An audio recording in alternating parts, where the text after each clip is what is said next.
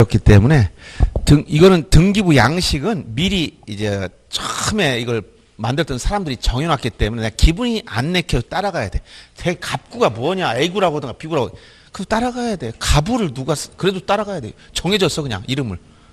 요새는 뭐 개명도 자유라서 저도 이름 바꿨습니다. 이름 이렇게 바꾸는 건 이제 자유지만 요 이제 양식 등기부 양식을 이거는 처음에 우리가 최초로 이거 이 등기법이 시행될 때 등기부 만들 때 이렇게 정해졌어.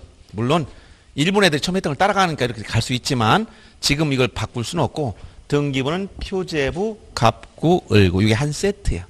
표제부에는 부동산 표시를 해야 돼. 그러니까 부동산 내역을 하려면 등기부 표제부를 보면 되고 소유권에 관한 사항을 보려면 갑구를 가보면 다 나와. 소유권 이외의 권리를 보려면 등기부 어디를 보라고? 을구를 봐야 돼. 그러니까 등기부에 내 아파트에 저당권이 설정된다 보려면 등기부 어디 볼까? 을구. 자, 이 아파트 소유자 누구인가 알아보려면 어디를 볼까? 갑구. 아파트 면적이 얼마인가 보려면 어디를 볼까? 표제부. 이런 얘기야. 이해됐죠? 네. 그렇게 나눠진 그 명칭을 말하는 겁니다. 올해 기출문제처럼 만약 갑구에는 소유권에 관한 사항. 그러니까 관한 거라는 것은 다양하지. 관한 거니까. 소유자에 관련된 걸 다 이렇게 참고로 여러분들 뭐 간단하게만 설명드릴게요.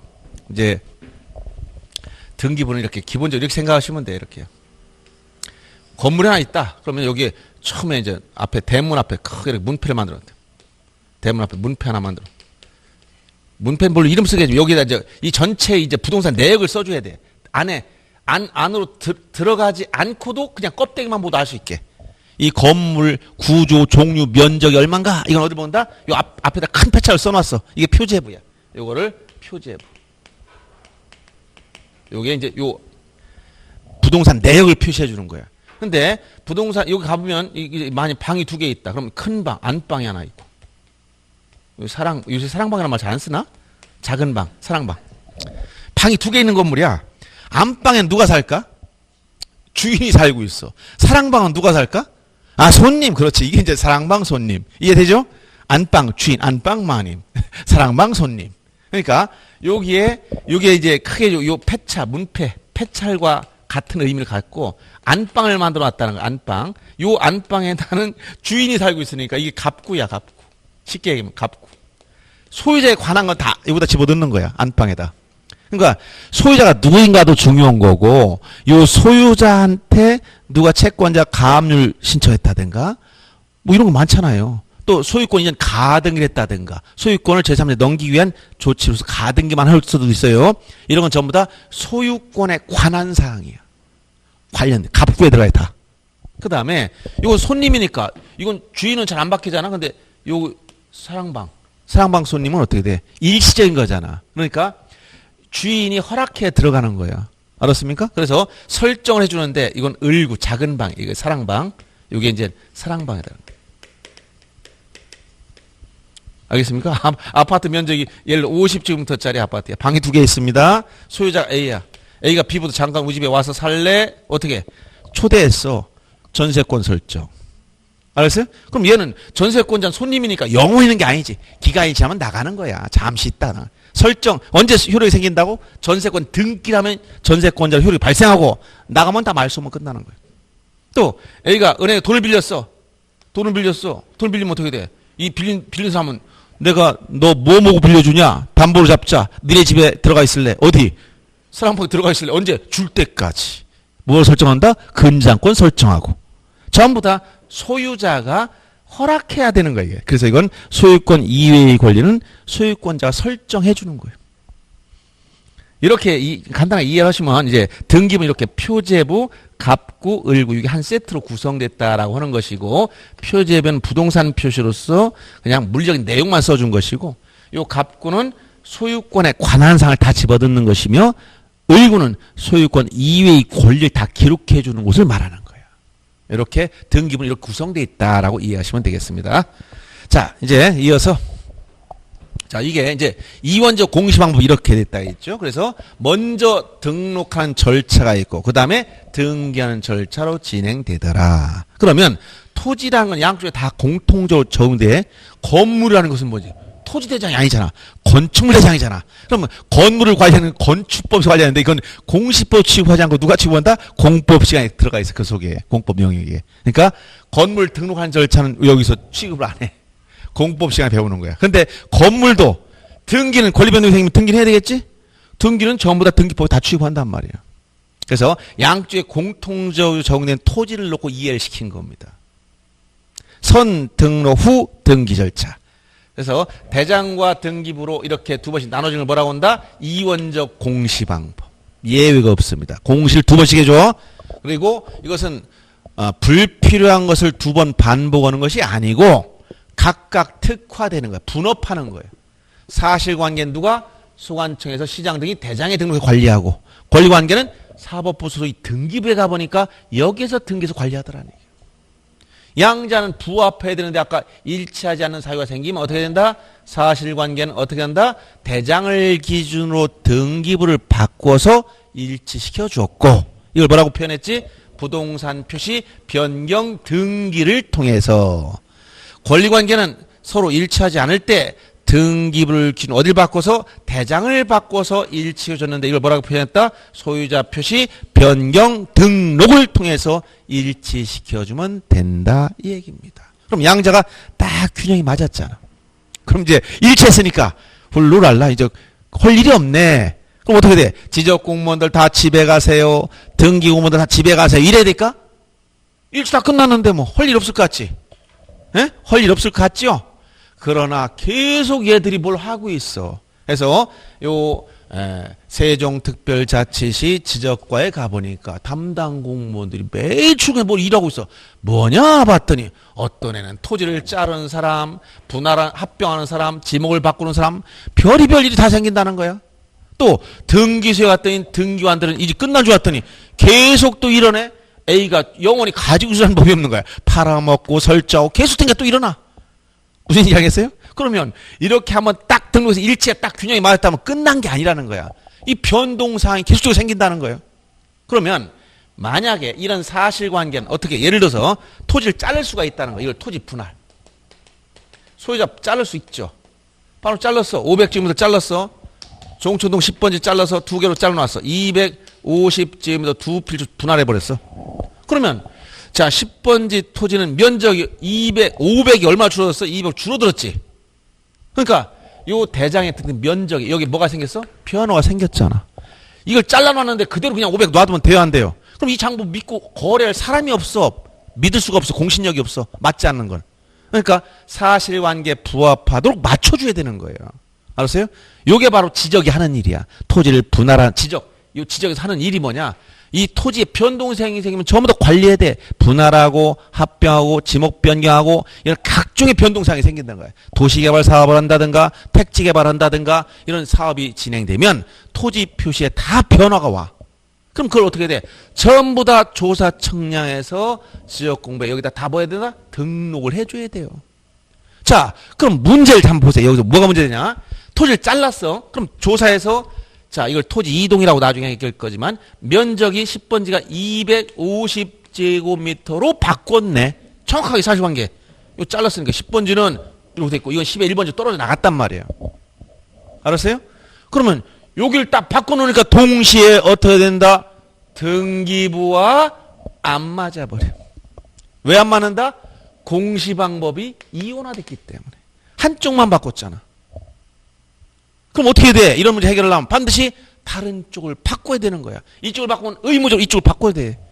그러면 지적과 등기는 어떤 관계에서 아주 밀접해.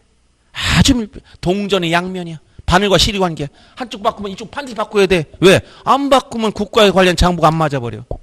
알았습니까? 그래서 이런 토지 분할이나 이런 걸 제가 용어 정도까지는 오늘 설명할 겁니다. 이걸 전부 다 토지 이동이라는 표현을 써요. 이동. 토지 이동이라는 건 땅이 막 움직인다는 말이 아니에요. 지진 나서 막 흔들렸다 이런 말이 아니고 토지 이동했다 했으니까 어떤 사람은 그럼 토지를 어떻게 이동합니까? 포크레인 해가지고 여기 흙을 떠다가 저기다 옮기면 이동했네. 이런 개념이 아니란 말이야. 법률적인 용어야 이거. 이건 이제 용어 정의에서 다 좀 이따 보겠지만 그래서 토지 이동 이게 우리가 일상적으로 쓰는 말이 아니에요. 우리가 움직인다는 말이 아니야. 토지 이동이 있으면 자, 이에 따라 사실관계 정확히 조사해서 토지 대장 지적공부를 다 정리해줘야 돼. 정리해주고 나니까 여기가 안 맞았지? 그럼 무슨 등기해야 돼? 부동산 표시 변경 등기를 한단 말이야.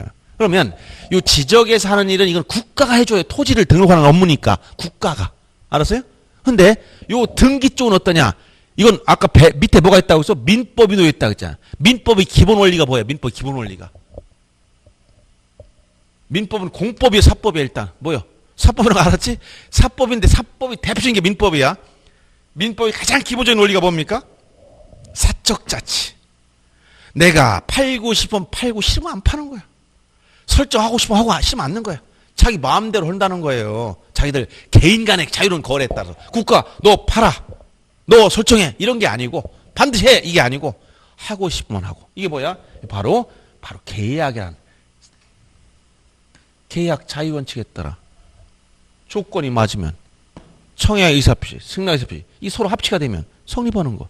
그러면 등기는 뭐냐? 등기는 사적자치 연장. 하고 싶으면 하고 싫으면 하지 말라는 거예요. 즉 국가 등기해 이런 게 아니라 이 등기법 기본 원리는 개인이 신청주의야. 신청. 하려면 신청해. 그럼 해줄게. 자, 여기 예를 들어서 토지는 국가 의무적으로 다 등록해야 된다고 했지? 아까 독도 얘기했잖아요. 장관이 안 오면 동해안 독도 옆에 화산 폭발이 일어나더니 바위가 하나 딱 솟아올랐네? 우리나라 영해 안에서 화산 폭발로 바위섬이 하나 생겼어. 그럼 누가 등록해야 돼? 우리나라 국토교통부 장관이 등록해야지. 근데 방치했어. 그랬더니 일본이 자기 거라고 등록해버려. 그럼 뭐가 된 거야? 일본 땅이 된 거야, 그러면. 그러니까 우리나라의 영토는 국가가 의무적으로 뭐 해야 된다? 등록을 다 해놔야 돼, 의무적으로. 그런데 등기법의 기본 원리 뭐라고? 사적자치. 그러니까 신청을 해야 해줘. 알았습니까?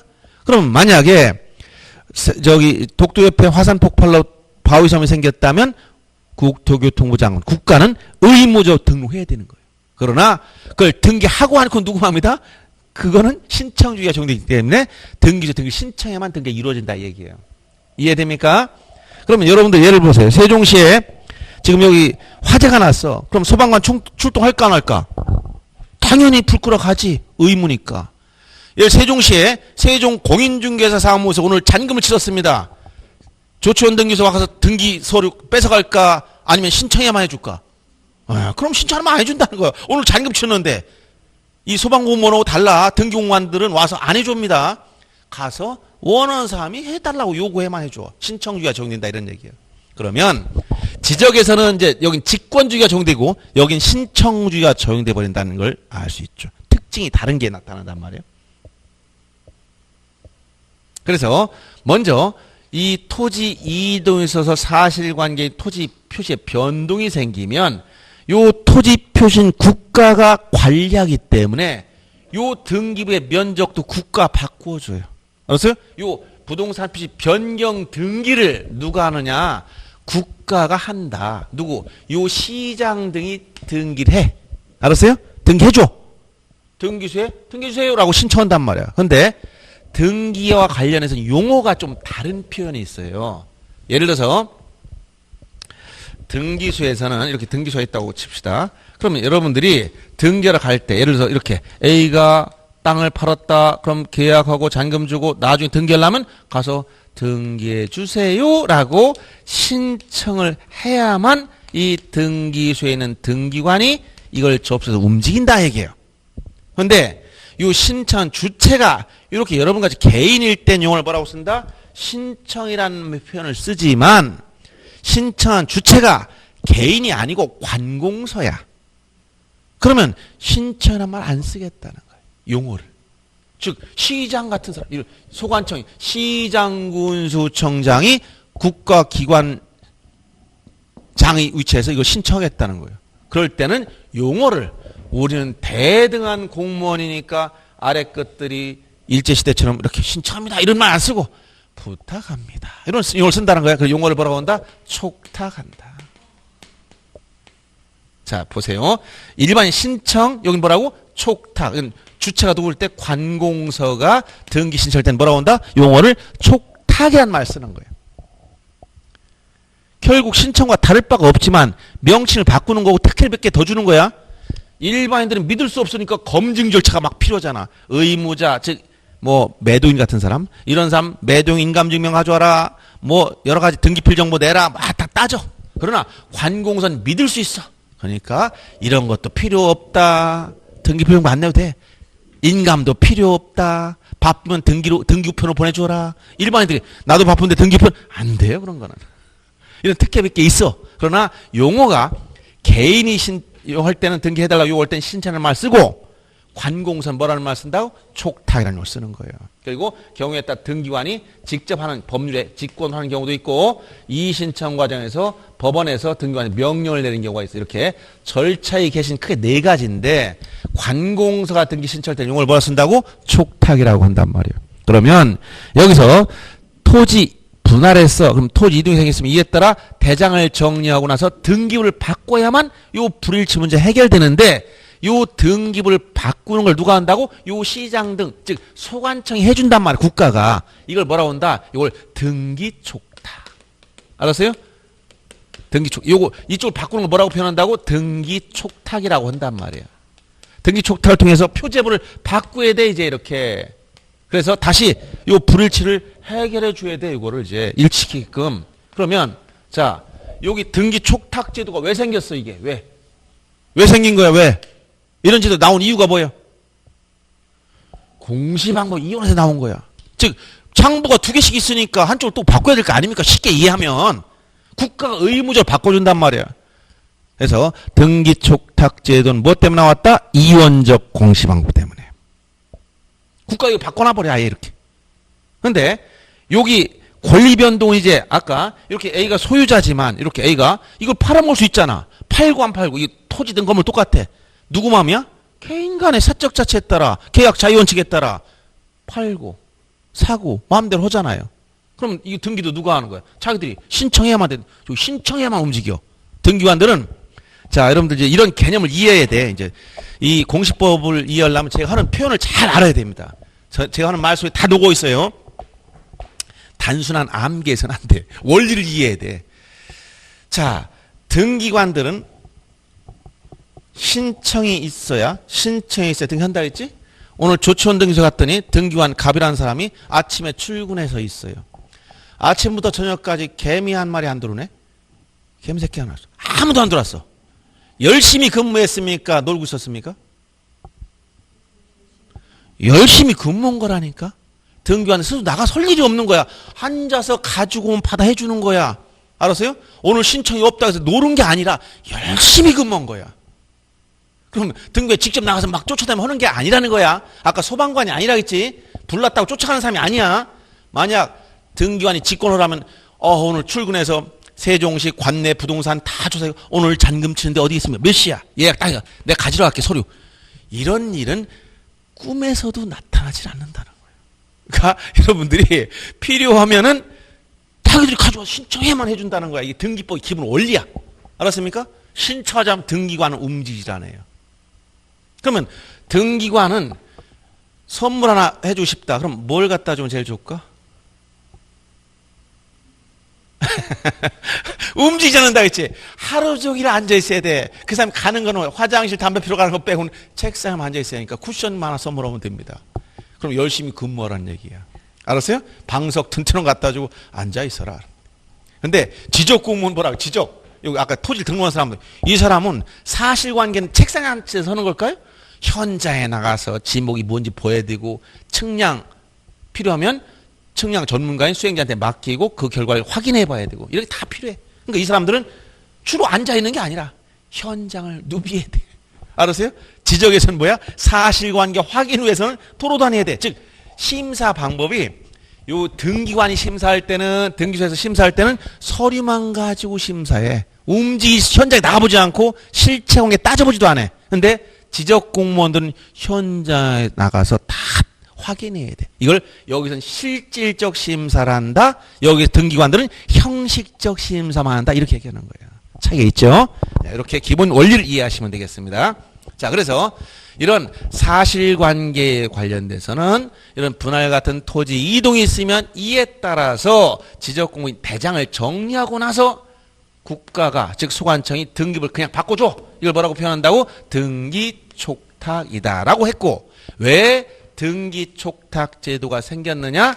공시방법이 이원화됐기 때문에 국가가 의무적으로 이쪽 장을 바꿔놓는 거예요. 그런데 권리변동은 어떠냐? 이건 사적자치 영역이라는 거야. 그러면 내가 사고팔고는 내 맘이지만 권리변동이 생기는 건 아까 민법 186조에서 뭐라고?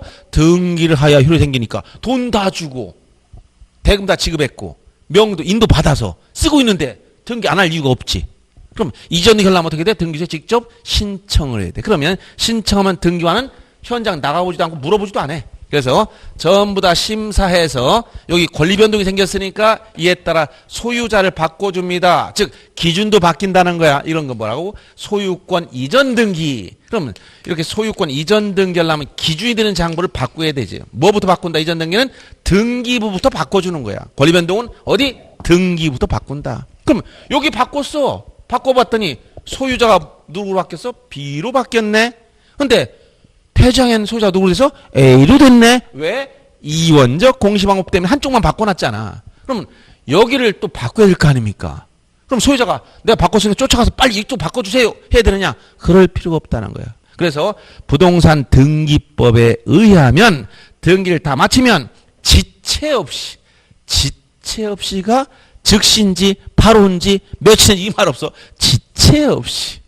용어 참 멋있지? 지체 없이. 경우에 따라 열흘이 돼도 지체 없이고 보름이 돼도 지체 없이야. 법률적 용어는 뭐라고? 지체 없이. 뭐 즉시 바로 이런 말 없어요. 지체 없이. 등기가 끝났다고 알려주어라. 이게 바로 등기 완료 통지를 해줘라. 그러면 왜 등기법상 요 등기 완료 통지를 소유자가 바뀌면 지체 없이 하도록 되어 있느냐? 공시방법이 이원화되어 있어서. 왜? 어디를 바꿔야 돼 이제? 퇴장을 또 바꿔놔야지. 등기부는 다 바뀌었는데 부동산 등기부를 보니까 이미 바뀌어 있어. 근데 퇴장을 봤더니 소유자가 안 바뀌네. 그럼 서로 불일치가 또 생기잖아. 그러니까 여기를 또 바꿔야 돼. 그러니까 지체 없이 통지해주면 담당 대장소관청 공무원이 대장을 다시 뭐한다? 변경 등록을 해서 요 불일치가 생기는 걸 막아주더라. 알았어요? 그래서 이런 이원적 공시 방법 하에서 자 등록하는 절차와 등기하는 절차가 밀접하게 관련되는데 완전히 이질적이었잖아. 어떻게?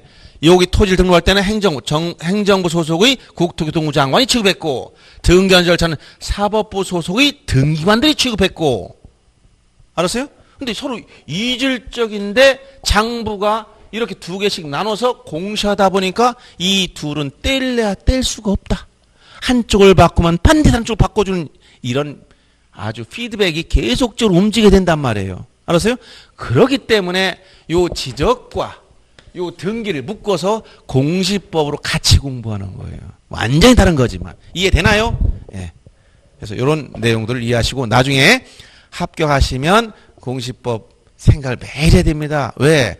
오픈 개설 공인중개사 되면 오늘 물건을 가져왔어. 아, 그 어떤 물건입니까? 조사해야지. 어떤 거? 사실관계 부동산 표시 뭘 봐야 돼? 대장, 토지 대장, 임야 대장, 건축물 대장, 대장을 봐야 돼. 그다음에 권리관계 뭘 봐야 돼? 등기부. 인터넷 등기소에 등기부 다 열람해서 출력하고 요건 민원 24 들어가서 대장 다 출력하고 부동산 통합 열람을 해도 되지만 이 사실관계와 권리관계를 다 확인해서 부동산 표시에 자, 건물 같으면 위반 건축물 있는지 건축물 대장부 다 나타나요. 거기에 불법 건축물 있다. 빨간 글씨로 위반 건축물 다 올라가 있어. 그럼 계약하면 나중에 어떻게 돼? 여러분들이 책임져야 돼. 그런 문제 생기는 거 다 조사 사전에 해놔야 된단 말이에요. 그 다음에 권리관계 그 부동산에 어떤 소유자가 누군가 확인해야 되고 소유권 이외의 설정이 얼마 되는지 확인해야 되고 복잡한 경매가 진행되는 건지 뭔가 다 확인해야 된단 말이야. 이런 두 가지 항상 물건이 오면 두 가지 측면을 모두 확인해야 됩니다. 아셨어요? 그래서 이렇게 안 맞을 때는 지금 말씀드린 대로 이런 원리에 따라서 해결을 해야 돼요. 이런 기본 원리 중요한 얘기를 해준 겁니다. 그래서 부동산 공시법이 하는 일이 이런 일을 하고 있다. 라고 말씀드린 겁니다. 조금 개념은 조금 뭡니까? 조금 이제 자 그러면 이제 지적과 등기로 이루었다 했으니까 오늘 나눠진 자료를 한번 보세요.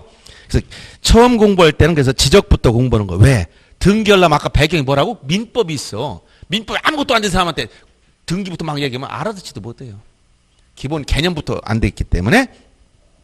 자, 그림 앞부분 봅니다. 자, 사실관계 부동산 표시는 대장 기준으로 등기부를 정리해라. 권리관계 소유자 표시는 등기부 기준으로 대장을 정리하면 된다. 이런 말 했습니다. 그러면 그 예제를 보세요. 어느 토지 대상상 면적이 500제곱미터입니다. 토지 등기부상 면적이 550일 때 어떻게 처리해야 돼? 지금 여기 500인데 여기 550이야. 그러면 아까 어떻게 하라고 했어 이거? 서로 안 맞지? 안 맞아. 이거 안 맞아. 그럼 어떻게 해야 돼? 바꿔야지. 어딜 바꿔야 돼?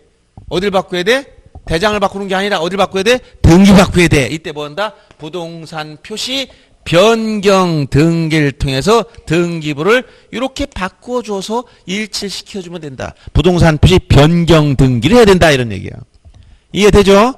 그래서 면적 얼마로 조정해야 돼? 등기부를 500제곱미터로 바꿔놔야 되는 거야. 어떤 사람은 나는 죽어도 550을 고집할 거야. 그래서 자기 뜻대로 되는 게 아니에요. 사실관계대로 움직이는 거기 때문에 여러분들이 자기 주관적으로 움직이는 건 아니라는 거예요. 자, 그 다음에 우리 토지 대장상 소유자는 A고 등기부상 소유자는 좀 B로 이렇게 거꾸로 이렇게 나와 있다고 보세요. 자, 이제 이렇게 이런 사유가 생겼어. 대장에 보니까 소유자가 A, 등기부는 B 이렇게 나와 서로 불일치. 그럼 어떻게 해야 돼? 이제 권리관계니까 등기부를 기준으로 대장을 바꿔서 소유자 표시 변경 등록해야지. 누구로? B로 변경 등록해야 되지. 이해됩니까? 예. 뭐 어려운 말은 아니지만 기본 원리 좀 이해하셔야 되겠다라고 얘기한 거예요. 그래서 이제 부동산 공시법에서 가장 기본적인 이런 원리들을 좀 이해하셔라. 그래서 오늘 이런 기본 내용하고 이제 12월까지 3번에 걸쳐 입문 과정을 얘기를 해서 무엇을 할까 이제 생각했을 때 오늘 전반적인 이런 얘기를 해주고 다음번엔 지적에 대한 처음부터 끝까지 한번 얘기해주고 그 다음엔 등기에 대해서 한번 얘기해 줄 거예요. 그 전체 흐름을. 그리고 오늘은 이런 기본 원리하고 용어, 지적에 쓰는 용어들 좀 한번 보겠습니다. 자, 여러분들이 이제 나머지 공법 시간에 부동산 공법 시간이나 이런 시간에 배우는 그 법률에 대해서는 항상 법률은 자, 법률이 민법도 법률입니다. 사법이지만 그리고 이거 등기법이나 건축법이나 부동산 공법에 들어가는 각종 농지법이라든가 또는 국토개미 위헌한 법률이라든가 이런 법률들은 전부 다 공법 분야는 아주 친절해. 어떻게 친절하냐? 1조 이 법의 목적. 왜 이 법을 만들었느냐? 2조 이 법을 쓰는 용어들이 뭐냐? 이거 알려줘요. 굉장히 친절하지. 근데 사법인 민법은 불친절해. 그런 거 알려주지 않아. 알아서 공부해라. 법률이 알아서 공부하고 와. 우리는 그런 말 하지 않아. 그냥 직접 그냥 법률 조문만 나누고 있어요. 그러니까 2차 과목들은 편리한 게 이런 거예요. 그래서 민법 공부가 책에 딱 잡히면 2차는 사실 쉬워요. 그 기본 원리만 터득하면 되는 거니까. 그래서 자 2차 과목 중에서 이 법률 가면 제2조가 여기 지적 분야 공간정보의 구축이 관련한 법률은 2조 용어 정의가 다 나오게 돼 있고 부동산 등기는 어디야? 여기 행정부가 아니라 여기라 했지. 여기 용어 정의 원래 없었어. 그래서 요즘에 최근에 몇 개만 나온 거야. 법원 원래 딱딱하잖아. 행정부는 어때요? 가보면 민원 업무 처리를 굉장히 편하게 민원이 잘 이루어져요. 웬만하면 다 민원 처리되고 민원을 위해서 도우미들 많고 또 비용도 안 들어. 민원 입사들 다 공짜야. 근데 사법부는 권리관계니까 이거 함부로 손대면 안 되고 그러니까 복잡해. 그리고 여기는 서비스도 잘 안 돼. 해달라고 하면 짜증을 내. 근데 그 사람이 나쁜 게 아니고 왜 그런다? 전문가들이 따로 있어서 그래. 등기 업무는 법무사들이 하고 소송 문제는 변호사들이 하다 보니까 이런 걸 국민들의 민원을 좀 도와주기 위해서 국가가 알아서 다 해주겠다. 그럼 법무사들이 우리 그만둘래요. 그 다음 변호사님 우리도 열받아 그만두겠습니다. 이러면 업권을 침해해버리잖아. 그런 문제가 있어요. 그래서 물론 행정부에도 행정사들이 있지만 그건 큰 역할을 못해요. 일반적으로 그래서 민원 문제에서 보면 정부에서 하는 일들은 거의 지금은 정부가 오픈되어 있어서 민원 24에 들어가거나 정부 24 들어가면 다 무료야. 초본, 등본, 대장 다 공짜로 다 줘. 아무 때나 다 줘. 필요하면 다 자기들 신청만 하면 다 끝나요. 집에서 다 출력해서 다 보는 거예요. 근데 사법부는 공짜가 없어. 다 돈 들어가야 돼. 여기는 등기부, 열람 700원. 증명서 발급 1,000원. 현재 쭉 하면 더 비싸. 인터넷으로 좀 싼데. 등기 쫓아갔더니 더 내래. 열람 1,000원. 증명서 1,200원 막 더 달래. 그러면 오란 얘기 오지 말란 얘기야? 그럼 오지 말고 인터넷으로 그냥 하란 얘기야. 알았어요? 왜? 무점포 영업하는 게 더 싸지. 그렇지. 점포에서 인원을 두고 막 그 시설을 관리하려면 더 비싸니까 자꾸 축소시키면서 인터넷으로 다 공개하되 공짜는 아닙니다. 그래서 법원에 관련된 이 등기소 관련된 거 전부 다 아직은 돈을 내야 돼. 근데 정보 관련된 거 다 공짜야. 알았어요? 등초본 뭐 이런 거 다 그냥 다 돼. 대장 이런 거 토지대장, 건축물 대장 다 그냥 무료로 정부 입사에 들어가면 다 됩니다. 그리고 사법부에서 여기는 이런 부동산 등뿐만 아니라 대법원에 가면 이제 가족관계 등록부 이런 것도 전부 다 이쪽에서 전부 다 시스템에 들어가서 출력하면 되는 거예요. 자, 이렇게 이제 공시법이란 부분이 이렇게 기본적으로 이 법 단계를 좀 이해해야 되고 우리가 공부하는 것은 전부 다 뭐다? 요 법률을 공부하는데 이 법 중에 이렇게 법 이렇게 된 것도 있고 법률이라는 말 붙은 것도 있어요. 근데 이 행정부로 가면 이렇게 대통령령이 시행령이 있고 불령인 시행규칙이 있어서 법률 즉 법과 시행령 시행규칙을 한 세트로 따라가더라. 근데 사법부에 가면 즉 요 대법원 이 법원 쪽에는 대통령과 장관들이 없으니까 여기에는 법률에서 그냥 규칙만 해서 부동산 등기 규칙 시행규칙이 아니라 부동산 등기 규칙 이렇게 딱 정해져 있단 말이에요. 그리고 공시방법이 이용화돼서 이렇게 먼저 등록부터 하고 다음에 등기한 절차로 진행돼서 대장에 한번 공시하고 등기 후에 한번 공시하더라. 이걸 뭐라고? 공시방법이 이용화됐다. 이원적 공시방법을 쓰고 있다. 이 대장의 사실관계에 조사 청량에서 등록해주고 권리관계도 등록해주고 등기부에도 표지앱의 사실관계 갑군알구의 권리관계를 등기하더라. 양자는 상호 부합해야 되고 이 일치하지 아니할 땐 대장 기준으로 사실관계는 등기부를 바꿔서 일치시키고 권리관계는 등기부 기준으로 대장을 바꿔서 일치시키면 되며 기준이 바뀔 땐 기준부터 바꾸는 거예요. 즉 토지를 분할해서 이 사실관계 변동이 생겼다. 기준부터 바꾸고 그 다음에 이쪽을 바꾸는 걸 등기 촉탁제도. 그 다음에 여기 권리관계 변동이 생겨서 소유자 바뀌었다. 등기부터 바꾸고 등기 완료 통지에 따라서 대장을 정리하면 된다. 그래서 항상 요 장부들이 상호 일치하도록 하는 제도적 장치를 가지고 있다 얘기입니다. 아시겠어요? 그래서 여러분들 공시법이 하는 일이 이런 등록하는 절차, 토지를 등기하는 절차 이 두 가지를 묶어서 부동산 공시법이 이 일을 하고 있다. 이렇게 이해하시면 되겠습니다. 자, 그 다음에 참고로 지적에서 용어 정의를 몇 개 보겠습니다. 거기 보면 지적 공부라고 했을 때는 거기 토지대장, 임야대장 이런 게 나오지? 여러분들이 이제 8가지가 있는데 이걸 기억을 해야 돼요. 나중에 시험 볼 때까지는. 그 중에서 여러분들이 들어본 게 뭐가 있어요? 토지, 임야, 대장이라는 말 들어봤지? 처음에도. 지적도라는 말 들어봤을까? 안 들어봤을까? 처음 듣는 사람 지적도. 임야도. 도면. 처음 들어? 예. 역시 이런 순수한 분들이 공부하러 와요. 이런 순수한 분들이 공부가 잘 돼. 너무 많이 해본 분들은 이미 고정관념이 세가지고 어려워. 그냥 백지 상태에서 그냥 받아들이는 게 낫습니다.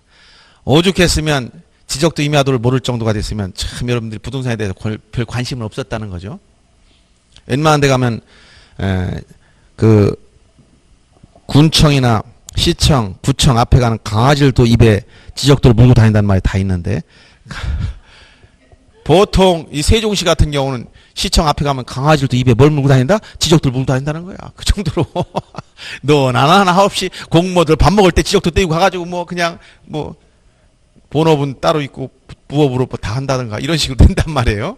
근데 우리는 아직까지 그걸 모르고 있다는 거야. 이게 장점이에요, 장점. 왜? 순수하다. 그러면 공부하기 편하다. 왜? 미리 다 알고 있으면 안 들어가. 있는 거 그대로 받아들이려면 그냥 100% 믿고 그냥 받아들이는 게 제일 빨라. 오래 공부한 사람들 단점 뭐냐? 머릿속에 막 헷갈려. 작년에 세율이 5%, 올 바뀌었어? 그럼 머릿속에서 3%, 5% 왔다 갔다 하면 시험장 가면 3%인지 5%인지 헷갈리기 시작합니다. 근데 처음에 한번 딱 공부할 때 제대로 공부하는 게 제일 좋아요. 자, 그래서 이제 토지대장, 임야대장 이런 대장이 하나 있고 거기 공유전명부, 대지권 등록부, 경계점 좌표 등록부, 지적 지적도, 임야도, 그럼 전산 처리된 거, 즉 정보 처리 시스템에 기록 저장된 이런 전사된 지적 공부도 다 포함해서 우리가 지적 공부라고 하는데, 대표 지적 공부가 8가지가 있지만 그중에 그냥 대장하면 그 지적 공부 대명사야. 대장. 어떤 거? 토지 대장, 임야 대장. 알았죠? 토지 대장, 이거는 기억하고. 자, 이런 좀 왔으니까 이건 토지 대장, 임야 대장 이렇게 기억. 이 지적 공부 가장 전형적인 걸 보는 겁니다. 여기다 이제 딸린 게 뭐냐? 지적도. 토지 대장을 만들려면 지적도가 만들어져야 돼. 임야 대장을 만들려면 임야도가 측량을 통해서 먼저 면적 같은 걸 알아야 되기 때문에 이게 만들어져야 임야 대장이 만들어지는 거예요. 그럼 토지 대장에 등록된 토지가 더 가치가 있을까? 임야 대장에 등록된 토지가 더 가치가 있을까? 일반적으로. 응? 만약 똑같은 넓이를 세종시에서 요게 가로 세로 만약 평을 잘 안 쓰지만 이해하기 쉽게 한 만약 1000평의 토지를 주겠다 했어. 뭐 3.3배에서 3,300제곱미터 뭐 정도. 만약 이 정도 토지를 준다고 했어. 그러면 어떤 사람 토지 대장에 등록된 토지하고 임야 대장에 똑같은 면적을 주겠다. 그럼 어떤 걸 선택하는 게 좋아요, 여러분들은? 이걸 택해야 돼. 왜? 훨씬 가치가 있는 거예요, 이게. 임야 대장은 저쪽 어디 산 꼭대기 있는 거 있잖아. 임야 그 바위산 뭐 이런 거. 이 시내 거는 다 뭐야? 토지 대장에 등록된 토지야. 시내에 있는 것들은. 임야 대장 등록증 여기는 없어요, 시내는. 그럼 훨씬 가치가 여기 개발이 더 많이 이용 가치가 높아진 거예요. 그래서 우리가 이제 조금 이따 볼 등록 전환 이렇게 임야 대장 등록지를 토지 대장 등록 바꿔 등록하는 걸 등록 전환이라고 그래요. 그럼 여러분들이 볼 때 토지 대장, 임야 대장 중에서 이것은 왜 그럼 나눠놨느냐? 의미가 없어. 일제시대 일본 놈들 하니까 이렇게 따라한 거예요. 그때부터 지금까지 그냥 답습하는 거야. 1910년에 한일합방 되고 나서 12년부터 토지 조사 사업 해가지고 우리나라 토지를 우리가 수탈했다고 하잖아요. 일본에 협조하면 다 등록해주고 협조 안 하면 다 일본이 조선 총독부에 가져갔단 말이에요. 그러면 처음에 전국에 있는 토지를 조사해서 토지 대장을 만들었는데 토지 조사 사업 한 거지. 하고 났더니 또 토지가 엄청 또 남았다는 거야. 이 땅들이 왜 이렇게 남았냐 봤더니 양반들이 가지고 임야가 선산들이 막 그냥 무치기수로 남아있다는 거야. 이것도 빨리 등록해. 이게 임야 조사 사업이야. 1918년부터 한 거예요. 그래서 1920년에 임야 조사령이 나와서 일제시대부터 시작한 거예요. 그래서 토지 조사 사업을 해서 만든 게 토지 대장, 임야 조사 사업에서 만든 게 임야 대장. 알았어요? 근데 지금까지 이걸 그냥 가지고 있어. 그러니까 그대로.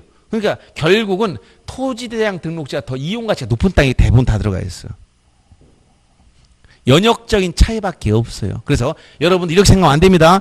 임야는 임야 대장에만 등록한다. 그게 아니고 임야가 토지 대장에 등록될 수도 있고 임야 대장에 임야가 아닌 지목이 들어올 수도 있는 거예요. 알았어요? 지목까지 나눈 게 아니야. 그러니까 임야 대장, 임야도 토지 대장 지목을 이렇게 세트로 같이 묶어서 기억하되 이건 연역적인 차이, 역사적으로 이렇게 해왔기 때문에 이렇게 된 것밖에 없다. 이렇게 이해하시란 말이에요.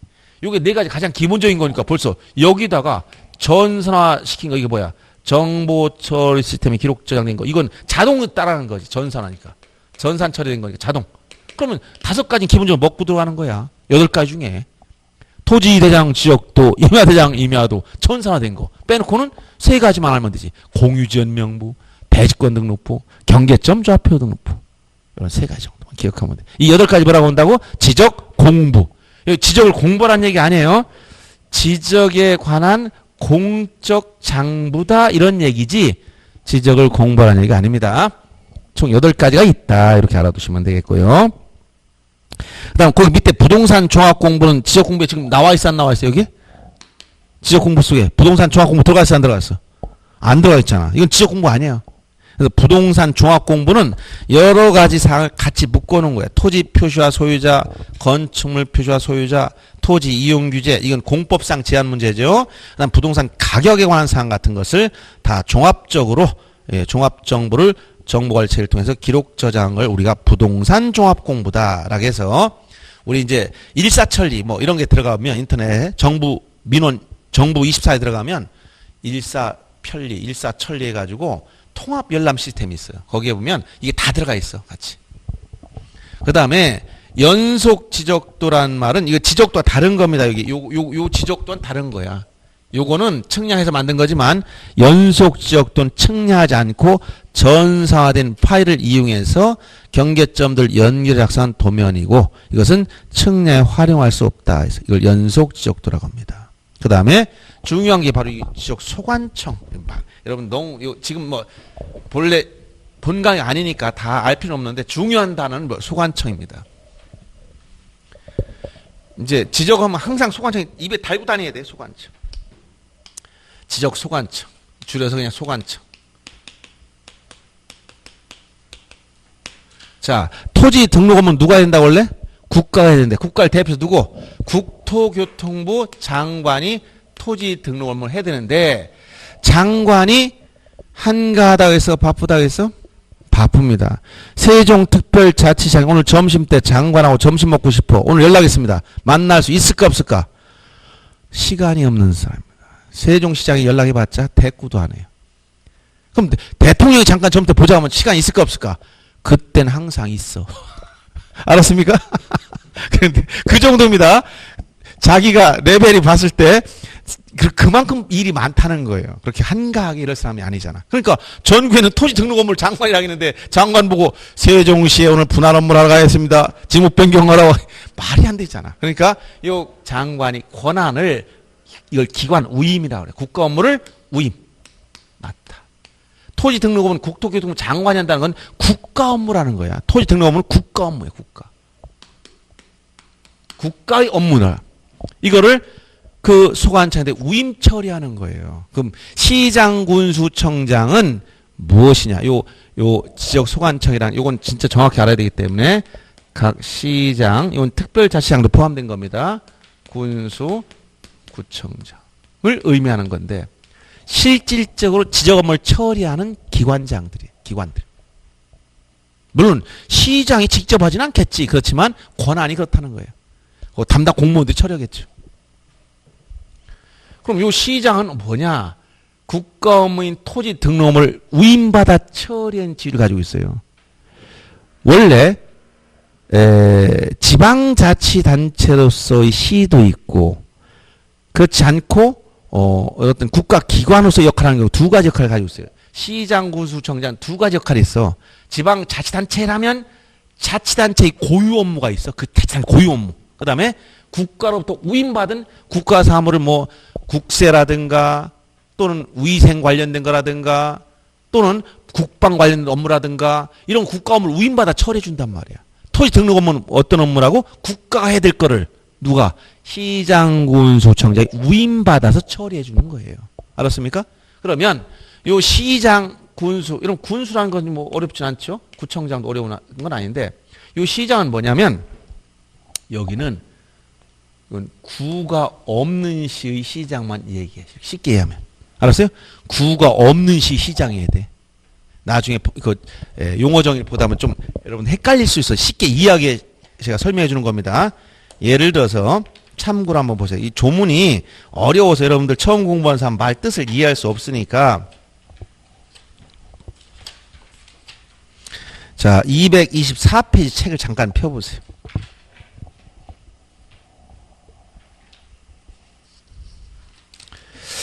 거기 224페이지 책을 잠깐 펴보시면 용어 정의에서 5번 보세요. 뭐라고 나오나 한번 읽어볼까요? 5번. 자, 소리내서 읽어보겠습니다. 시작. 찾았어요? 예. 224페이지 5번. 자, 지적 소관청이란 지적 공부를 관리하는 특별자치시장, 시장 가로 열고 제조특별자치도 설치 및 국제자유도시 조성을 위한 특별법 제15조 제2항에 따른 행정시장을 포함하며 지방자치법 제3조 제3항에 따라 자치구가 아닌 구를 두는 시장은 제외한다.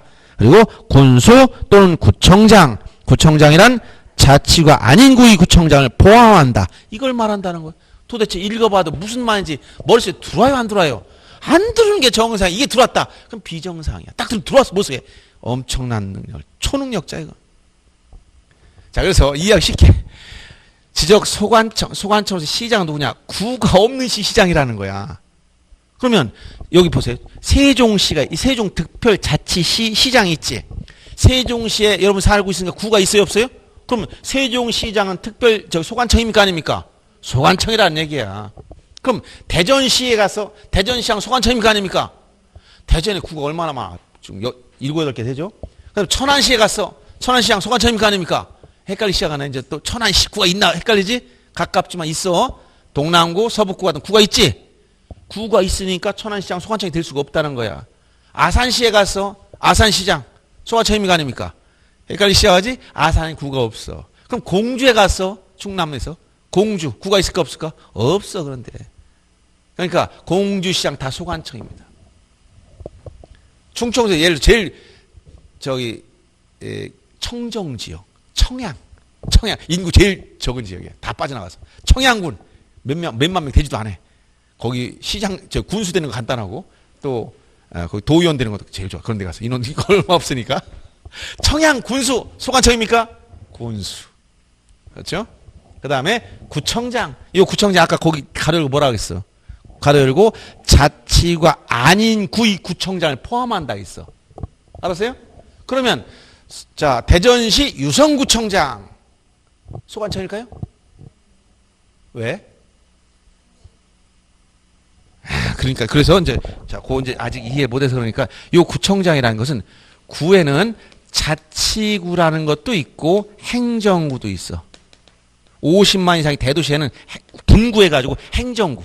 이해하기 쉽게 자치구는 지방자치단체니까 자치단체장을 지방자치단체 선거할 때 주민들이 선거로 뽑아줘야 돼.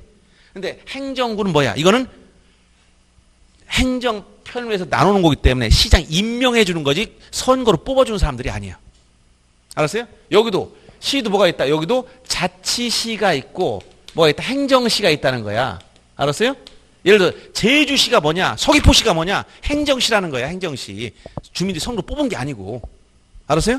그러면 여기서 시장할 땐 자치시장은 시장이고 행정시장은 시장입니까? 물어봐서. 자, 행정시장 시장일까 아닐까? 여기 소관청일까 아닐까? 행정시장. 제주시장 소관청입니까? 그럼 여기 세종시장 소관청입니까? 예. 자, 보세요. 자치시장이든 행정시장이든 구가 없으면 소관청이다 이 얘기예요. 이해되지? 구가 없으면 이해하기 쉽게. 여러분 딱 이해하기 쉽게 밑에 분구 구가 없으면 시장 소관청이 돼버려. 여기도 보세요. 자치구든 행정구든 구가 있으면 누가 소관청이다? 구청장이 소관청이야. 아니지. 그러니까 천안시장은 소관청이 안 되는 거야. 왜? 거기에 행정구가 있어. 서북구청장이 소관청, 동남구청장이 소관청이야.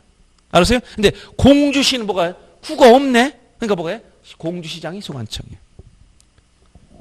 간단하죠? 구가 있으면 구청장이 소관청이요. 구가 없을 때 시장이 소관청이 되는 거예요. 그런데 시장이 소관청이가 아니라 보려면 밑에 뭐가 없어야 된다? 구가 없어야 돼. 구가 없는 시장. 이해됩니까? 그럼 여러분들 여기 이 세종시 특징이 외부에서 많이 왔었죠. 그러니까 이 지역을 잘 모를 수가 있는데 여러분 잘 아는 지역이 어디입니까? 어디서 오셨어요? 너무 가깝네? 그러니까 대전에 구가 많으니까 대전시장 소관청이 아니고 구청장이 소관청. 어디서 오셨어? 또 대전. 대전서 많이 왔네. 제가 대전서 강의를 오래 했었어요. 거기 방문각에서 옛날에. 근데 대부분 학교 오고 전부 다 여기 세종시 처음에 처음에 거기 막 할 때 천마을 열 때 글로 막 왕창 몰려가지고 많이 개업했었는데. 자, 여기 뒤에 어디서 오셨어? 서울. 어디서 오셨어? 야, 멀리서 오셨네? 어디? 구로. 구로. 너무 큰 도시가 너무 잘 알아. 구가 있으니까. 구로구청장이 뭐야? 소관청. 서울시장 소관청이? 아니지. 옆에 어디서 오셨어? 다 대전인 거야. 할 게 없어. 자, 대전. 그러면 조금, 예를 들어서, 논산시장 소관청일까 아닐까? 이 개념이 애매하네. 논산에 구가 없습니다. 그런데 무슨 구가 있겠어, 논산에. 그렇게 판단하면 돼요. 아시겠지? 요렇게, 요 말이, 이렇게 이해 간단하면 되는데, 이 말이 굉장히 어려워. 그래서 지금 읽어보라고 한 거야, 이렇게. 그래서 거기, 시장할 때는 이게 행정시장을 포함한다 얘기고, 그 밑에 자치구가 아닌 구를 행정구라고 합니다. 구가 있는 시장은 뺀다는 얘기를 한 거예요, 여기. 결국, 요 얘기예요, 결국. 구가 있으면 안 된다는 거야. 행정시장 소관청이며, 구가 없는 시장은 무조건 소관청이 된다는 것이고, 구가 있으면 어디로 간다? 구청장이 소관청이 된다는 얘기입니다. 그래서 토지 등록 업무는 일단 시장이나 군수나 구청장이 하되 소관청이 자격을 가지려면 이런 자격이 있어야 된다고 얘기해 준 거예요. 이해됐죠? 제일 중요한 거 이거 하나 딱 보면 되고, 뭐 나머지는 뭐 특별히 지금 다 볼 건 없고요. 이제 뭘 보면 거기 토지 표시 한번 보세요. 토지 표시. 자, 요 소관청이 제일 중요한 개념 몇 가지만 보는 거야. 이제 토지 표시.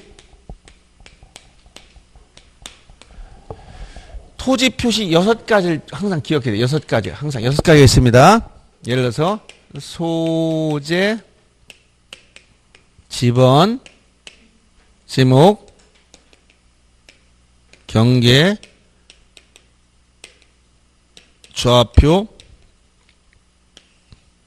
요 6가지. 이걸 뭐라고 한다고? 토지 표시. 소재, 지번, 지목, 경계, 좌표. 이 6가지 뭐라고 한다고? 토지 표시야. 항상 토지 표시 여러분 자동으로 들어와야 돼. 그러면 여기서 보세요. 아까 제가 이렇게 표현했어요. 세종 특별자치시. 세종시. 지금 아까 종촌동이라고 했습니까? 뭐 종촌동 10번지 지목이 건물주택 면적이 500제곱미터. 이렇게 했을 때 요 세종 특별자치 무슨 동 여기까지를 우리가 이걸 소재라고 표현해. 소재. 요거를 지번이라고 그래. 지번. 지번. 이건 뭐하고 다르다 했지 아까? 주소와 다른 거야. 지번. 지번. 주소가 나오려면 지금 주소는 어떤 방법을 쓴다고? 도로명 주소. 그러면 도로명이나 건물 번호가 있어야 됩니다. 자, 저쪽 건물이 없어. 주소가 있어 없어? 건물이 없어. 주소가 있다 없다? 건물이 없는데 어떻게 주소가 나? 건물이 있어야 주소가 나오는 거예요. 그러니까 여러분들 다 잘못 알고 있어. 만약 이 뭐 평야지대 같은 논바닥에서 누가 살고 있냐 물어봤더니 지렁이가 한 마리 살고 있어. 지렁이한테 주소를 부여해 줄까? 없어. 건물이 없는데 어떻게 주소가 나와? 지번은 있지만 번호 없다고? 주소는 없는 거야. 주소가 나오려면 뭐가 나와야 돼? 건물이 있어야 건물 번호가 있어야 되고, 주소란 건 어디에 거주하는지, 누가 거주하는 사람이. 알았어요? 그러니까 건물이 없는 곳에서 뭐 텐트 치고 사나? 그래서 주소가 나오려면 건물이 존재해야 된다는 걸 알아야 돼. 그래서 제가 예를 들어서 이런 게 있었어. 과거에 어떤 분이 이게 도로명주 시행되면 저한테 뭐 물어보더라고. 뭘 물어봤냐면 제가 부산에서 어떤 사업을 하고 있었는데 거기서 주차장 영업을 하고 있었어요. 법인 그 사업자를 내 가지고. 그래가지고 지금 한 몇 년 지난 다음에 그거를 폐업하려고 봤더니 없었다는 거야. 그래서 가만히 들어보니까 이렇게 한 거야. 부산 시내 공터에 주차장을 쓰는 거야. 여기다가 옛날 뭐가 있어? 지번이 있잖아. 지번 있었지? 그럼 지번 주소가 옛날 지번 주소 쓸 때 이 지번 있으면 여기에 주소를 그냥 줬단 말이야. 그러니까 여기다가 컨테이너를 갖다 놓고 컨테이너 사무소 썼어. 컨테이너. 알았어요? 컨테이너는 등기법상 등기할 수 있는 건물이 아니야. 땅에 붙어 있지 않기 때문에. 이동식이잖아. 오늘 여기다 놨다 내일 서울로 가져가면 어떡할 거야 이거. 그러니까 여기다 사무소를 설치하고 사업자를 냈단 말이에요. 근데 우리 주소 표기방 뭐로 바뀌었어?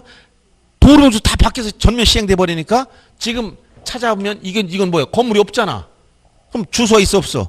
없어. 사업자가 날아간 거예요. 없어졌잖아. 못 찾는 거지.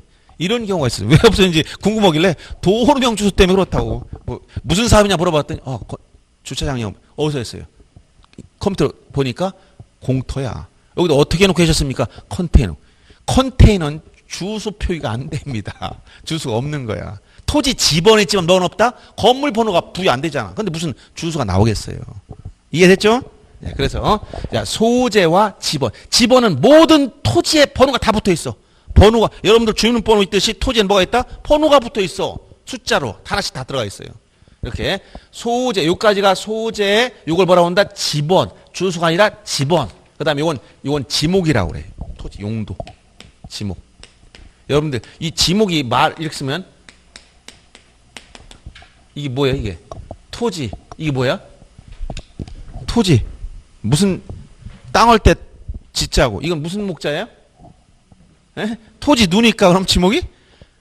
에? 이건 토지를 분류한 목록이라는 얘기야. 목록. 알았어요? 토지를 용도에 따라 28가지 현재 나눠놨습니다. 이렇게 건물 지을 수 있는 땅, 주차할 수 있는 땅, 농사 지을 수 있는 땅 여러 가지가 있겠죠. 용도별로 28가지 나눠놨어. 주된 용도를 가지고. 그 중에서 이런 건물 지을 수 있는 땅을 대라고 하지 대지라고 안 해. 대. 지적에서 지목은 뭐라고? 대. 알았습니까? 건축법상 용어는 대지란 말 쓰지만 지적에서 이 지목은 대지란 말을 안 쓴다는 거예요. 알았죠? 그래서 뭐 주차장, 뭐 주소용지, 뭐 여러 가지 과수원, 전답, 뭐 유지 종류가 많겠죠. 28가지나 있으니까. 이렇게 지목이라고 하는 것을 말하는 것이고 이건 뭐냐? 면적이라고 그래요. 즉 아까 했듯이 어떤 토지가 있다면 실제 이 토지가 평탄 토지가 있어요. 그럼 이거를 어떻게 했냐면 이 토지가 한 필지가 있다. 한 토지 등록하는 기본 단일 필지라고 했어요. 이거를 우리가 등록할 때는 먼저 지적도를 만들려면 측량부터 해야 됩니다. 그럼 도면이 나와야 돼, 도면. 예를 들어 지적도는 토지를 여기다 그대로 그릴 수가 없잖아. 왜 그대로 못 그릴까요? 에? 아니, 어렵게 생각하지 말라. 지적은 어렵게 생각하면 안 돼. 제가 하는 말 잘 이해해. 왜 그대로 못 그릴까? 땅 많은 종이가 없잖아. 땅 많은 종이가 그대로 그리려면 땅 많은 종이가 있어야 되는데 그대로 못 그리지? 그러니까 줄여야 돼, 줄여. 이걸 축척이라고 그래. 500분의 1로 줄였다, 1000분의 1로 줄였다. 이걸 축척. 제일 큰 게 지적은 500분의 1이에요. 자, 여기부터 이제 한 6000분의 1까지 총 7가지가 있어요, 이렇게. 총 이렇게 축척이 있단 말이에요. 그러면, 자, 이렇게 500분을 줄였다. 그럼 여기에 토지 위치가 이렇게 측량을 통해 잡아보니까 이렇게 연결해서 아, 이런 토지입니다. 라고 그랬어. 이렇게 생겼다. 그럼 이건 도면인데, 도면은 굴곡이 나타나, 안 나타나? 왜냐하면 도면 2차원 평면이기 때문에. 즉, 등고선, 여기 높고나지 표시할 수가 없어. 요 경계점 위치만 표시하고, 요 경계점과 직선 연결하면 이런 토지가 나온다. 이때, 면적, 요거 넓이 500제곱미터라는 건 뭐냐? 이 수평면의 넓이, 이걸 면적이라고 하는데, 면적. 요 안에 넓이, 이걸 수평면상 넓이. 2차원 지역이기 때문에 수평면의 넓이. 이것을 뭐라고 한다? 면적이라고 그래. 지표면의 넓이가 아니고, 이 지표를 따라한 게 아니야. 어디서 산출한다? 도면, 여기서 산출하는 거 면적. 면적이라고 그러고, 그 다음에 여기서 지번, 지목, 면적 봤죠? 경계와 좌표 문제에서 경계는 뭐냐? 여기 선, 도면에 요 빨간 선, 요 선이 경계야. 그래서 지적에서 말하는 경계는 땅 위에 있는 뚝이나 담장, 펜스가 아니고 어디에 있다? 도면에 등록된 선, 요 선. 어떤 선? 경계점 간을 여기 꺾인 점들 이 경계점이라고 그래. 요 경계점 간을 직선으로 연결한 선. 어떻게 연결했다? 직선으로 연결했어. 연결한 선. 요게 뭐야? 경계야. 지적의 경계는 도면 위에 있고 경계점 간 어떻게 했다고? 직선으로 연결했어. 이거를 경계. 알았어요? 제가 지적에서 공부할 때 경계는 어디에 있다고? 도면에 있어. 땅 위엔 선을 못 그려놓는다 했지? 그려놓을 수는 있지. 그럼 어때? 아까 어제 같이 비 왔어. 다 없어졌네. 의미가 없어. 알았죠? 그래서 요 경계는 지적에서 말하는 경계는 경계점 간을 직선 연결한 선을 의미한다. 도면 위에 있다. 그 다음에 좌표는 요 경계점 꺾인 점, 요 꺾인 점들을 평면, 직각, 정인, 선, 수치, 숫자로 표시하는 건데 만약 1번점, 2번점, 3번점, 4번점에서 1번점이 X좌표, Y좌표를 6자의 숫자로만 나열해놔요. 일반들이 봤을 때 이건 알 수가 없는 거예요. 좌표 값은. 정밀합니다. 그렇지만 위치를 찾을 수가 없어. 내가 좌표 줄 테니까 오늘 밥 먹고 찾아가서 거기 위치에 서 있어봐. 아무도 못 찾아. 전문가는 못 보는 거야. 측량 전문가들만 보는 거야. 그랬어요? 그래서 이렇게 토지 표시 6가지를 꼭 기억해야 돼. 몇 가지? 6가지. 뭐가 있다고? 소재, 지번, 지목, 경계, 좌표, 면적. 요 6가지를 토지 표시다. 이렇게 얘기하는 거예요. 이건 꼭 기억하실 것. 그 다음에 밑에 쭉 내려와서 여러분들 토지 이동이라는 말 꼭 봐야 돼요. 왜냐면 아까 잠깐 쉴 시간이 지났는데 좀 쉬고 올까요? 잠깐. 한번 또 이렇게 또 열강을 하면 제가 가끔 막 계속 이어서 하다가 보면 여러분들이 피곤하니까 오늘 뭐 그렇게 첫날이니까 많이 하지 말고 용어만 다 보여야 되니까 오늘 여기 나온 것 중에 중요한 것만 보고 끝내겠습니다. 1시 정도 전에. 알았죠? 그러고 다음에 지적 처음부터 끝까지 한번 전체 흐름을 얘기해 줄 것이고 그 다음 시간 등기 처음부터 끝까지 전체 흐름 이렇게 전체 아웃라인을 한번 볼 거니까 그래서 12월까지 입문 과정에서는 이렇게 오늘 공시법이 무엇인가 주로 이걸 알았고 다음에 지적이 뭐냐 이걸 볼 것이고 그 다음에 등기가 뭐냐 요거 정도 정리해 줄 거예요. 이렇게 아시고 자 얼마 안 남았으니까 이거 다 보고 끝내겠습니다. 자, 이 토지 이동이라는 말이 굉장히 쓰는 말 중에 중요한 겁니다. 토지 이동이라는 말.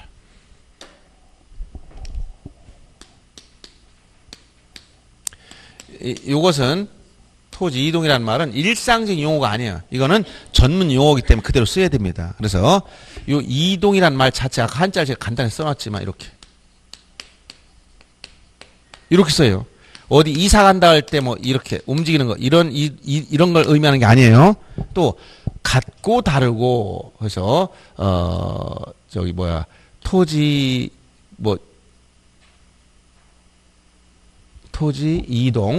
이동점 할 때 여기 같을 이 동자도 이렇게 하면 동일한 점이냐 다른 점 이런 걸 따지는 그런 개념이 아니라 지적에서만 쓰는 말이기 때문에 이 말 그대로를 암기해야 돼. 용어 정의를.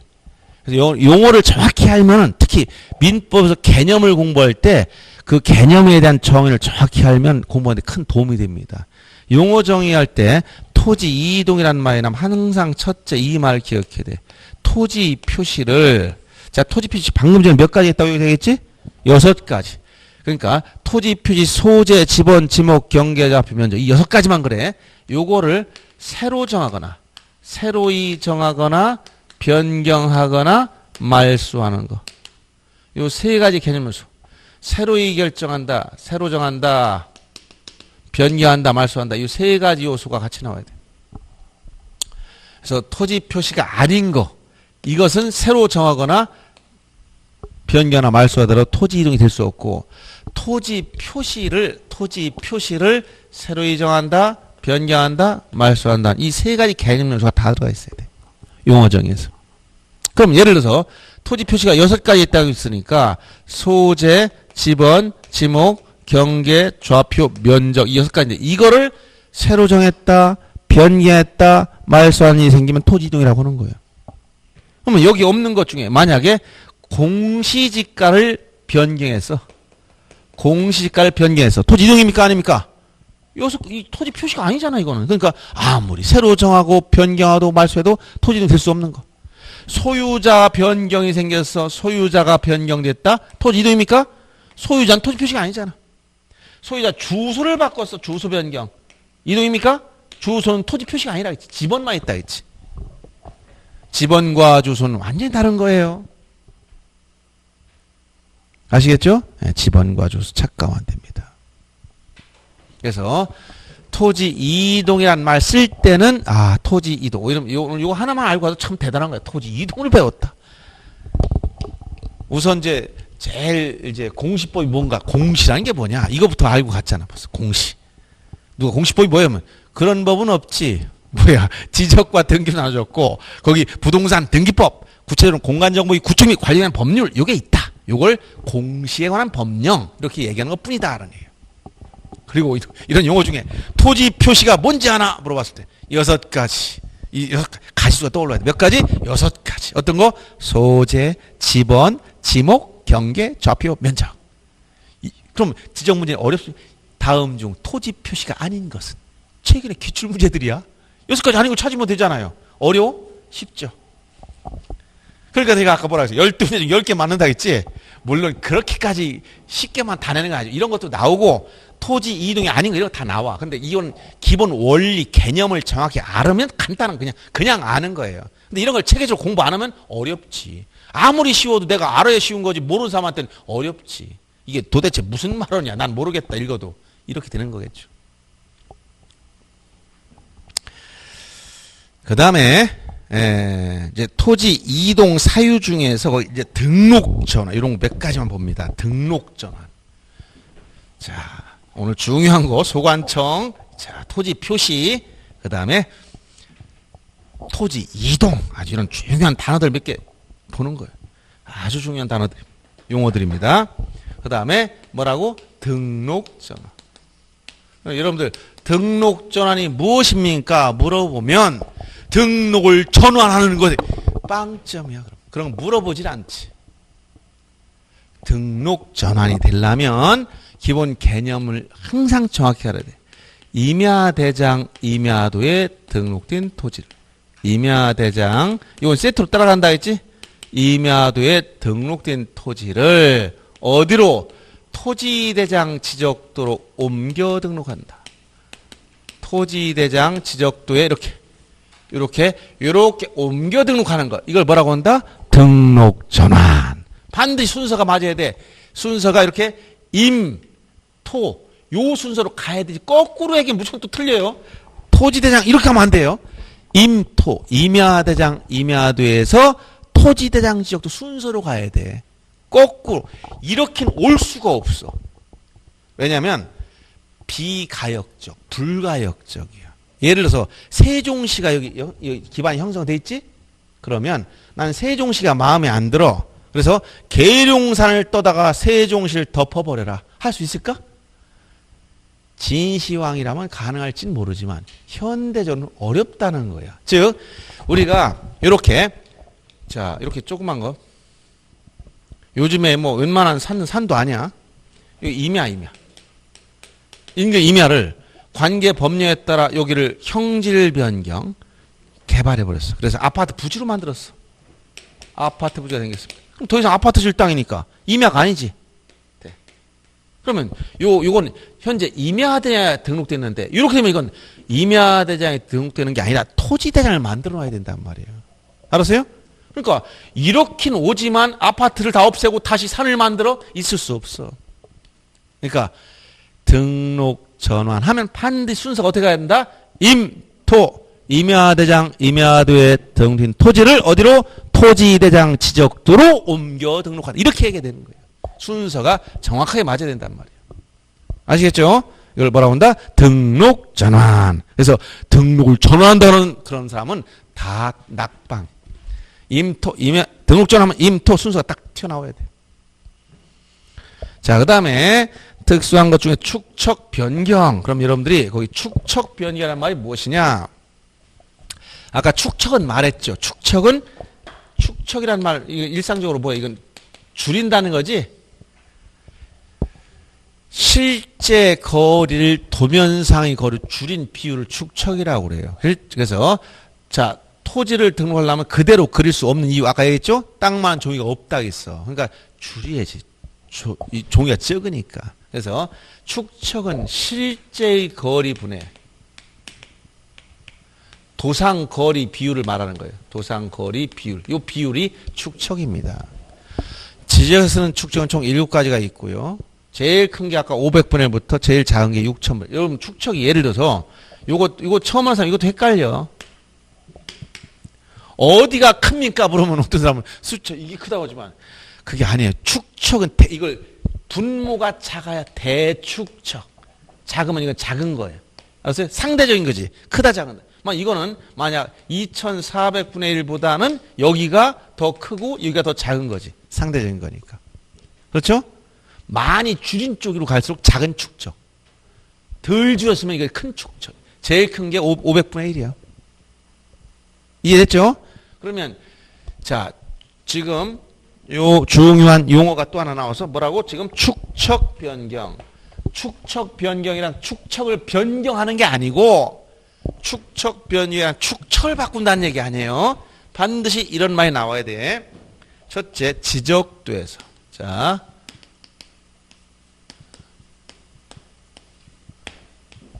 이건 지적도에서. 이 얘기는 임야도에서는 어느 게 없어요. 지적도에서만. 지적도에서. 도면의 정밀도를 높이기 위해서. 정을 높일 목적으로 작은 축척을 요 작다는 말 이걸 뭐로 큰 축척으로 작은 축 큰 축 변경 등록하는 것을 뭐라고 한다? 축척 변경 요 순서 이렇게 가야 돼. 거꾸로 가면 또 안 돼 이거는.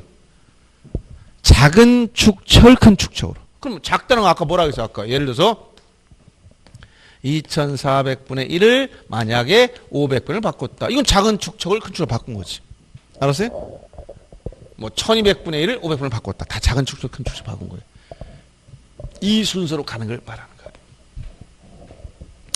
그래서 이 축척 변경 절차 굉장히 지적에서 제일 복잡한 부분인데 이건 예를 들어서 이건 특정 한 필지를 바꾸는 게 아니에요. 일정 전체를 다 바꾸는 거예요. 세종시 종촌동의 축척을 500분의 1로 다 바꾸자. 이런 걸 뭐라고 한다? 축척 변경. 그래서 정말 기존에 만약에 1200분의 1로 등록됐던 것을 이거를 다 500분을 바꾼다. 이런 건 축척이 작은 축척이 좀 이렇게 1200분의 1로 됐던 걸 500분 바꾼다. 이런 것들이 전형적으로 뭐 작은 데서 큰 데로 옮겨갔잖아. 한 필지를 바꾸는 게 아니라 전체 다. 알았어요? 그러니까 절차 복잡해져. 사전에 시 도지사 승인을 받아야 되고 해당 지역 토지소 3분의 이상 동의를 받아야 되고 절차 굉장히 복잡한 겁니다. 그래서 일단은 기본 개념은 축척 변경이라는 개념은 자 어디서 지적도에서 지적도면도 아니고 지적도에서 이렇게 해야 돼.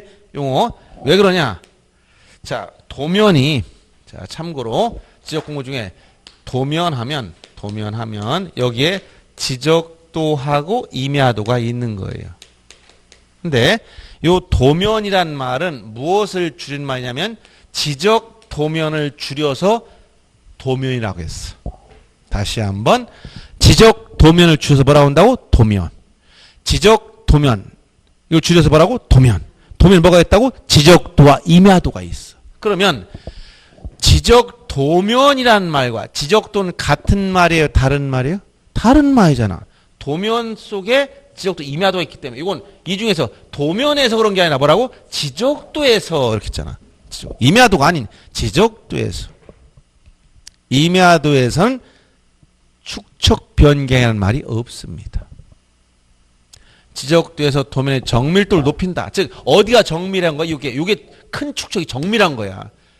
1200분의 덜 줄였잖아. 그러니까 더 자세한 쪽으로 갔다는 거지. 자, 도면의 정밀도를 높일 목적으로 작은 축척을 순서 큰 축척 이렇게 바꾸는 걸 뭐라고 한다? 축척 변경. 축척 변경. 그 다음에 참고로 지적 측량이라는 단어 하나 더 알아둡시다. 지적 측량. 여러분들 이제 이런 게나 많으니까 헷갈리시죠? 측량 안 해봤는데 측량. 또 우리는 뭐 이런 측량 같은 거 기술자들은 걸 잘 모를 수도 있지. 여러분들 보고 뭐 측량 뭐 해보라 이런 게 아니에요. 그냥 법적인 그 개념만 보는 겁니다. 그래서 지적 측량이라는 개념은 앞에 반드시 이 지적이라는 말이 붙은 것만 시험범위예요. 알았어요? 여러분들 공간정보의 구축 및 관리나 법률에 가면 측량이 5가지 정도가 있어. 그 중에 시험범위가 나오는 건 지적 측량만 시험범위야. 수로 측량, 공공 측량, 일반 측량 이런 거 시험하고 아무 상관이 없어. 뭐만 시험범위라고? 지적 측량만. 그러면 요 개념을 아까 지적이 뭐야? 토지를 여기 이 지적이란 말은 토지란 말이고 요 적이란 말은 뭐냐면 이렇게 쓰는 거 이건. 이런 표현 어려운 한자인데 이건 호적 볼 때 적자. 지금 호적부 없어졌지만 가족관계 등록부로 바뀌었지만 자 지적. 그래서 지적이 뭐냐? 옛날에 그 한국국토정보공사 종래 지적공사가 이제 한국국토정보공사 명칭이 바뀌었어. 자기도 홍보할 때 이제 방송 멘트가 있었잖아. 그 저기 광고 멘트. 아빠 지적이 뭐야? 그러면 아빠 뭐라고 한다? 그건 토지 호적이란다. 이렇게 얘기해 주지. 이해됐습니까? 뭐라고? 토지 호적. 이해 쉽게 토지 호적이 지적이야. 이렇게 이해한 거야. 그래서 요게 호적할 때 적자잖아. 토지 호적 이런 얘기야. 토지를 등록한 거니까. 그러면 이 측량 뭐야? 토지를 등록하기 위한 측량이라는 거야. 그럼 시험법에 지적 측량과 시험 범위가 나오니까 먼저 지적 측량에는 뭐가 있어야 돼? 토지가 있어야 돼. 토지가. 객체는 뭐가 있어야 된다? 토지. 이게 저기 뭐 수로나 바다 이런 게 아니고 토지. 이걸 어디다 등록한다는 거야? 어디다 등록할까? 등록을 토지를. 아까 지적 공부에 등록하는 거야. 지적 공부에. 이 대장 같은 전체 다. 지적 공부에는 대장도 있고 도면도 있잖아. 지적 공부에 여기다 뭐 한다고? 이렇게 등록을 하기 위해서. 그러면 토지에 관련된 어떤 걸 등록하느냐? 아까 사실관계인 토지 표시가 있어. 토지 표시가 뭘까요? 6가지 생각해야지. 어떤 거? 소재, 지번. 자, 소재, 지번, 지목, 그 다음에 경계, 좌표, 순서는 상관없어. 면적. 이렇게 6가지. 이 6가지 토지 표시가 있네. 이 중에서 소재, 세종시 종촌동. 재봐야 알아? 아무 상관이 없지. 지번, 재봐야 알아? 아무 상관이 없지. 용도, 면적, 재봐야 알아? 아무 상관이 없어. 이거는 측량과 관련이 없어. 근데 어떤 거? 경계, 좌표, 면적. 이거 알라면 재봐야겠다는 얘기야. 알았어요? 그래서 토지를 등록하기 위해서 지적 공부에, 그리고 여기 한번 등록이 된 요 경계나 좌표 값은, 자, 아까 경계는 뭐라고 했지? 경계란 뭐라고 말씀드렸지? 경계점 간을 직선 연결한 선이다. 어디에 있다 했지? 도면 위에 있어. 땅 위에 없어. 그럼 내가 현재 가보니까 내 땅이 어디까지인지 비 오고 났더니 몰라. 또 작년에 와보고 금년에 왔더니 풀이 우거져서 어딘지 내 땅 보이지가 않는 거야. 그러면 자기 땅의 경계를 정확히 알고 싶으려면 뭐 한다? 측량해봐야 돼. 근데 경계 기준이 어디 있다고? 요 국가가 가지고 있는 등록된 도면에 등록된 선이 경계야. 이걸 땅 위에다 표시 좀 해봅시다. 이걸 여기다가 다시 표시, 이 지상 도면에 등록된 요 내용 어디다? 지상에, 요거를 요 지상에 복원을 한다는 거. 복원시키려면 재봐야 알겠다. 그래서 이걸 뭐라고 한다? 지적 측량. 자, 지적 측량은 지금 여기서 보시다시피 토지를 지적 공부에 등록을 하거나 어떤 면, 토지의 경계, 좌표, 면적 같은 걸 등록하려면 재봐야 알겠고, 또 등록된 경계나 좌표를 지상에 복원시키려니까 재봐야 알겠다. 그래서 요 용어가 들어가는 거예요. 그래서 이런 토지를 지적 공부에 등록하거나 등록된 경계나 좌표를 지상에 복원할 목적으로 각 필지의 경계, 좌표, 면적을 정하는 측량, 이걸 뭐라고 표현한다? 지적 측량, 이렇게 얘기합니다. 앞으로 여러분들 지적 측량이 들어가려면 토지를 등록한다는 차원이 있고 지상에 복원시킨다는 차원이 또 2가지가 있다는 거야. 대부분의 측량은 등록하는 거예요. 그래서 참고로 조금 더 얘기하면 등록하려면 누가 측량할까? 누가 국가가 해야 되는데 국가가 이걸 누구한테 맡겼다? 전문가 그룹에 맡겨버렸어. 이게 누구냐? 지적 측량 수행자야. 여러분 처음 들어보지? 지적 측량 수행자가 누구냐? 측량을 수행하는 사람. 이것은 크게 한국국토정보공사가 대부분 하지만 등록된 지적 측량 업자들이 있어요. 이런 사람들이 합니다. 공사, 이게 대부분 다야. 한국국토정보공사. 명칭이 바뀌었어. 지적공사 과거 옛날. 이게 뭐로 바뀌었다고? 한국국토정보. 전국적인 조직이야. 규모가 커. 여기 세종시에 가면 여기 한국국토정보 어디나 찾아보면 있어요. 다. 각 지부가 다 있어. 지자체만 다 있습니다. 그러면 측량하려면 누구한테 의뢰해야 돼? 수행자. 한국국토정보공사. 알았어요? 저희 차 측량 의뢰하는데 한국국토정보공사 직원들이 각 지방자치단체 민원실에 다 나가 있어. 출장 나가 있어. 시청, 구청, 민원실 가면 다 얘들이 앉아 있어요. 미리 상담해주고 앉아 있어. 걔들이 공무원이 아니고 누구다? 지적공사, 한국국토정보공사 직원들이. 에? 아니 이 사람 여기 한 공사 직원들이라니까. 거기 시청 민원실 앉아서 측량 상담하고 접수 받는 거야. 서비스, 민원 서비스. 아, 공사 이제 이런 사람들은 일반 그런 공무원 개념이 아니고 준공무원, 우리가 공사는 뭐 그렇게 표현하는데 공무원들은 아닙니다.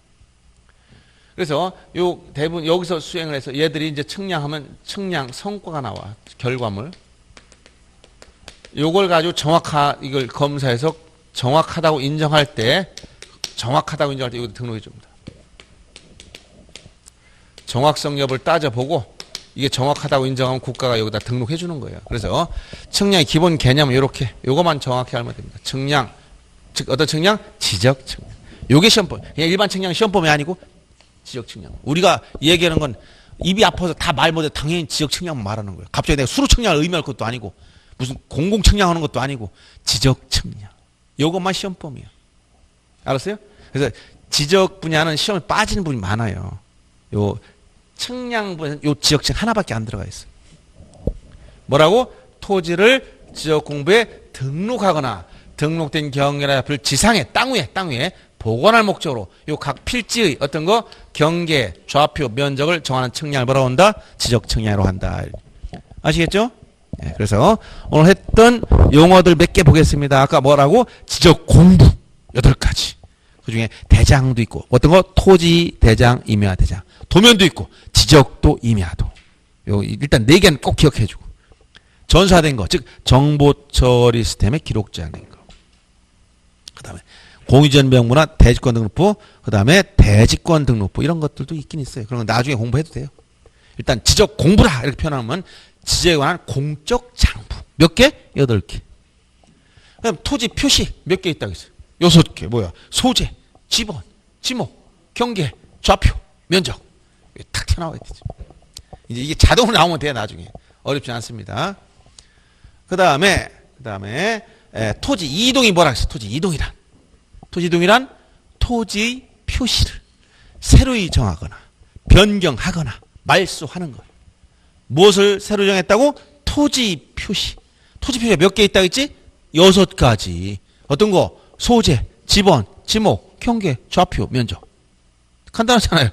요 개념만 정확히 잡고 들어오면 다 끝나는 거예요, 이제. 어렵지 않습니다. 그 다음에 등록 전환이 뭐라 그랬어요? 등록 전환이란. 임토, 그지? 임야대장, 임야도에 등록된 토지를 어디로? 토지대장 지적도로 옮겨 등록하는 것. 그 다음 축척 변경 뭐라 그랬어요? 지적도에서 임야도 아니라 뭐라고? 지적도에서 도면의 경계점을 높일 목적으로, 정밀도를 높일 목적으로, 도면의 정밀도를 높일 목적으로 무엇을? 작은 축척을 큰 축척으로 바꿔 등록하는 겁니다. 그 다음에 아까 지역 소관청은 누구라 했지? 지역 사무를 관장하는 시장군수 구청장을 말한다 했지. 이건 국가기관의 지위에서 업무를 처리해 주는 거지 지방자치단체장이 아닙니다. 이 사람들은 국가 업무를 위임받아 처리해 주는 거예요, 이게. 그럼 시장은 누구라 해서 구가 없는 시장. 구청장은 자치구청장이든 행정구청장이든 묻지 않고 구청장 타이틀만 가지고 있으면 무조건 소관청. 알았어요? 이렇게 기억하면 돼. 이해되죠? 그 다음 오늘 제가 공시법에 대한 설명했죠. 자, 공시방법이 이원화됐다 해서 어떻게 우리 소관청에는 대장, 지적공부 중에 대장이 있고 여기에 한번 선등록, 그 다음에 등기소가 뭐가 있다고? 등기부가 있어. 또 후 등기 절차로 진행됩니다. 등록 절차가 있고 뭐가 있다고? 등기 절차가 있단 말이야. 등록한 절차를 주관하는 게 지적입니다. 즉 공간정보의 구축 및 관리에 관한 법률은 토지를 등록하는 절차를 규정해 주는 법이에요. 그 다음에 부동산 등기법은 등기하는 절차를 규정해 주는 법이야. 둘 다 뭐야? 절차법이야. 그러니까 절차법과 실체법 중 무엇이 더 어려울 것 같아? 절차법이 어려워. 왜 어렵다? 재미가 없기 때문에. 실체법, 예를 들어서 집이 가면 거기서 재미있는 영화도 보고 만화도 보고 뭐 여러 개 많이 있어. 그럼 뭐야? 그건 실체 관계야. 근데 집에 가는 길은 절차야. 그럼 여러분이 저한테 저희 집에 올라면 어떻게 오세요라고 얘기해 줄 수 있지. 학원에서 나가서 대로에서 차로 10분 동안 어느 방향 가다가 좌회전해서 500m 가고 우회전해서 300m 가고 다시 직진한 다음에 또 거기서 유턴 받아가지고 한 500m 가다가 한참 설명해 줬어요. 들었지 내가. 찾아갈 수 있어 없어? 못 찾아간다니까. 그러면 절차는 여러분이 안 해봤으면 설명 잘 이해를 못하지. 그러니까 개념을 제가 잘 이해, 아까 기본 원리들 잘 설명해 주는 거야. 등기관들은 심사할 때 어떻게 한다고 했어? 기억나는 거 없어? 뭐 기억나? 예? 그걸 뭐라고 써? 형식적 심사. 그래서 뭘 선물하라 했지? 쿠션. 지적 공무원들은 심사할 때 어떻게 한다고 했어? 실질적 심사. 실질적 심사 했지? 그러니까 선물할 때 뭐라 그랬어? 얘기 안 했나? 그럼 선물하려면 뭘 줘야 될 것 같아? 예, 구두 티켓 갖다 주면 돼. 그게 뭐야? 여러분 이렇게 자꾸 바꿔 생각하면 쉬워지는데 이걸 딱딱하게 자꾸 뭐 얘기하려면 머릿속에 들어오지 않아서 기본 원리를, 기본 틀을 이해를 먼저 해야 기초적인 배경이 있어야 코드가 맞기 시작해. 설명 말이 이제 이해가 되기 시작해. 전혀 다른 배경에서 말을 하면 동문 서다보고 그냥 똑같은 단어는 얘기했지만 난 한국어를 얘기하는데 갑자기 러시아를 받아들인 것처럼 알아듣고 막 이런단 말이에요.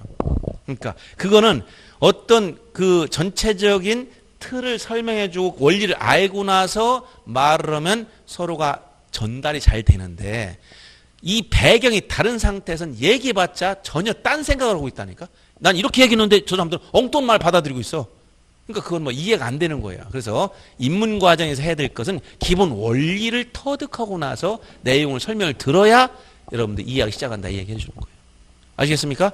더군다나 부동산 공시법은 격주어잖아요.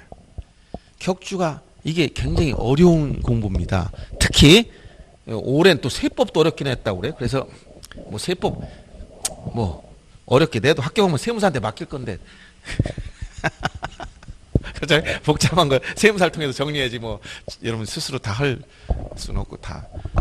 자, 근데 보세요. 우리가 이게 특히 공시 및 세법을 이걸 격주로 한다면 2주 만에 한 번씩 본단 말이에요.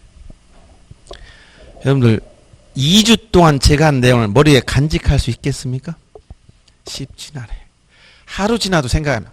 도로소문 까먹는 게 일반적입니다. 그래서 이제 벌써 한 100년 전에 1800년대 말에 독일에서 전부 다 이런 걸 실험해 봤어. 실제 실험해 봤어요. 그랬더니 이렇게 보통 이게 기억곡선 이렇게 많이 언급하는데 무작위로 숫자들 막 암기시키고 한 몇 시간 있다 또 다시 그 숫자를 암기해봐라 이렇게 했을 때 시간을 두고 한번 테스트 해본 거예요. 그러면 그래서 이게 에빙하우스의 기억곡선이라고 표현하는 건데 지금 이것만큼 머릿속에 집어넣었어. 그럼 시간이 지나면 이 시간이 지나면 어떻게 되겠느냐? 이게 그대로 갈 수 있을 법도 하지. 사람이 아니라면 컴퓨터 세이브 저장 딱 해버렸어. 저장됐으니까. 근데 우리 기억은 그러지 않나. 이게 이렇게 하면 좋을까? 이것도 고통스러운 거야. 왜? 괴로운 기억, 사고 난 기억, 머리 아픈 거 이거 다 기억 없으면 머리 터져 죽어요. 빨리 잊어버려야 돼. 그러니까 기억이라는 것도 공부를 할 땐 다 기억했으면 좋은데 그게 또 안 되는 거야. 그럼 어떻게 되느냐? 이 기억이라는 것은 요걸 오늘 공부했다고 이게 그렇게 남아있지 않다는 거예요. 시간이 지나면 빠져나가는데 일정한 비율로 이렇게 나가지도 않는다는 거예요. 이게 아니야. 어떻게 빠져나 시험해 보니까 아니 이게 아주 급격하게 빠져나가는 거예요. 알았어요? 이 급격이 1일 24시간 이내에 70% 이상이 다 빠져나간다는 거예요. 그러면 자 제가 몇 주에 한번 본다고? 2주 후에 여러분 봤어. 제 얼굴 기억해 주는 것만도 감사하게 돼요. 그래야 된단 말이에요. 그러니까 이러한 문제점이 있다는 걸 인식하고 그럼 어떻게 공부해야 되는가 알아야 되는 거예요. 그래서 공부하는 방법은 여기 일주일만 가도 1주 7일 후에 가면 거의 20-30%밖에 안 되는데 거기다 또 2주? 이쪽 가면 그리지도 못하지. 거의 이제 막막합니다. 그래서 이런 거를 예방할 수 있는 방법이 우리가 공부라는 것은 일단 강의를 들어야 되겠다. 강의를. 왜? 제가 아까 얘기했지. 저도 한 18년 이상 강의 뭐 실무도 많이 해보고 여러 가지 해봤지만 우리가 강의한 건 뭐예요? 맨날 밥 먹고 초기엔 아침, 점심, 저녁, 아침, 저녁으로 하루에 6일 동안 맨날 돌아다니 떠들던 거. 숙달된 조교 아닙니까? 숙달된 조교. 장점 뭐다? 우리가 모르는 내용을 내가 집에서 10시간 공부할 걸 선생님이 1시간 동안 탁 정리해서 머릿속에 딱 넣어줘. 그것도 우리가 알 수 있게 먹기 좋게 해서 이해하기 쉽게 집어던져. 그럼 우리 10시간 공부할 걸 1시간만 딱 알아듣는단 말이에요. 그렇죠? 그러니까 강의를 빠지고 집에서 혼자 못다. 여러분들이 아무리 허접한 선생인 것처럼 보여도 이 내용은 허접한 기본이 안 되는 사람 강의할 수가 없어. 특히 공신 손도 못 대고. 그러니까 여러분들 혼자 아무리 노력해도 못 따라온다는 거예요. 그럼 강의를 듣는 게 제일 낫다는 거예요. 이게 빠지면 안 되지 이게. 근데 강의를 들으려면 제일 효과적이려면 뭘 해야 되는 거 원래는 예습을 하고 오면 효과 더 좋습니다. 또 끝나고 복습을 하면 더더욱 좋습니다. 근데 하루에 한 3, 40회씩 미리 읽고 올 시간이 안 돼. 읽어도 무슨 얘기인지 모르고. 그러니까 뭔지 예습까지 하면 좋은데 하지 말라는 얘기. 하면 좋은데 부득이 한다면 이건 어쩔 수 없으니까 강의는 들어야 되겠다는 요걸 듣대. 듣고 나서 그냥 덮어두면 일주일, 2주 지나면 선생님 얼굴도 기억 안 나니까. 이걸 막으려면 요게 머리에서 빠져나가는 걸 좀 완만하게 좀 줄이는 방법이 없을까? 복습하자는 거예요. 복습해주라. 복습은 강의 듣는 거 시간 이거 반만 해도 되고 3벌만 해도 되고 복습을 까다롭게 할 필요도 없고 저녁에 집에 가서 오후에 끝나고 나서 그날 배운 내용이 무엇이었는지 한번 체크만 해보는 거예요. 아 이런 내용 얘기했구나. 이 생각만 해보는 거예요. 이런 걸 했구나. 이렇게만 한번 더 기억을 더 해줘도 요게 이렇게 급격하게 빠져나갈 막고 요렇게 완만하게 바뀐다는 거예요. 요만큼 살아있잖아. 알았어요? 그리고 또 따로 시간 내서 하기 어려우니까 여러분들은 어떻게 한다? 끝나고 나서 그냥 학원 나면 조금 보고 가든가 자습실 있으면 아니면 도서관들 요새 너무 잘 돼 있잖아. 지자체마다. 지금부터 도서관 가면 좀 그러니까 집에 가서 조금 보세요. 지금은. 처음부터 너무 의욕을 강해 갖지 말라 했지. 의욕이 너무 강한 사람들은 끝까지 못 가는 경우가 많아서 그래요. 막 그냥 하루에 10시간씩 공부해야 되겠다. 학교에 있다. 아까 마라톤 선수가 100m 달리기 해봤자 얼마 못 갑니다. 쓰러져요 그냥. 그러니까 1년간 갈 생각을 느긋하게. 제일 중요한 건 뭐다? 습관을 들이는 게 좋아요. 습관. 지금은 뭐다? 습관. 강의 빠지지 말고 가서 한번 살펴보고. 요게 습관이 딱 들이면 자동으로. 여러분 자전거 타는 사람이 딱 타는 습관만 딱 들이면 이제 그냥 놔도 지가 잘 타고 가. 그런 얘기입니다. 그래서 이제 복습 정도 예습까지는 요거는 하면 좋지만 요걸 반드시 하고 끝나고 나서 복습을 꼭 간단하게 해줘라. 간단하게. 이렇게 하고 또 필요하면 한 2주 후에 만약에 온다면 그때 시간이 10시부터 강의다. 그럼 9시 한 40분쯤 와서 한 10분 정도나 20분 정도 와서 조금 지난번 한 게 뭐지? 들춰보면 생각납니다. 이렇게만 해줘도 돼요. 굳이 언제 또 시간 내서 그렇게 많이 공부합니까? 바쁜 시간에. 우리 할 일이 지금 이것만 하는 것도 아니고 한두 개 아닐 거야 대부분이. 지금 학창시절에 다니는 10대도 아니니까 대부분 사회생활 복잡하잖아. 가정사, 회사, 직업 다 있으면 공부하는 분들이 많기 때문에 또 여러 가지 일들이 많이 해. 그러다 보면 바쁜 시간을 쪼개서 공부할 때 활용할 때 효율적으로 하는 방법은 일단 강의를 듣자. 끝나고 간단히 복습하자. 그리고 다음에 올 때 조금 일찍 와 10분 먼저라도 와서 한번 지난 시간에 배운 거 한번 보자. 요 정도 습관만 들여주면 합격은 따놓은 당상이다. 그렇게 얘기하는 겁니다. 근데 일반인들이 이걸 못해요.